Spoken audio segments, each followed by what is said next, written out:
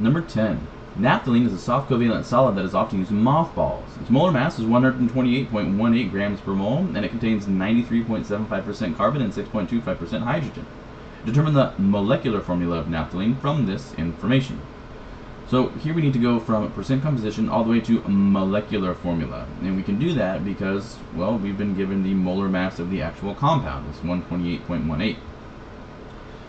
Now, since we've been given percent composition, the first move we do is assume a 100 gram sample, and that will allow us to take these percentages and magically replace the percent mark with a gram for units. So I have a mass due to carbon, a mass due to hydrogen.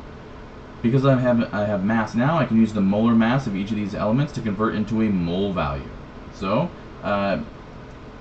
in a 100 gram sample, 7.18 moles of carbon will be present and 6.20 moles of hydrogen will be present.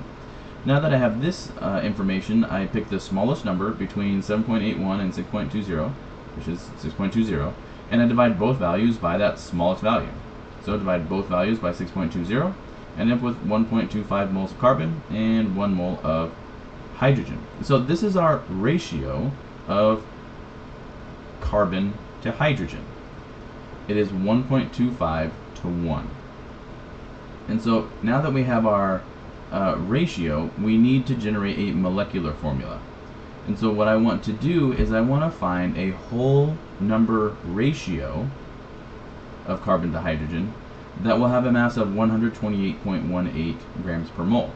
And so if you've been looking at this and you're thinking, why, Mr. Johnson, did you multiply both of these by 8 to get C10H8 when you could have multiplied them both by 4 and you'd get C5H4?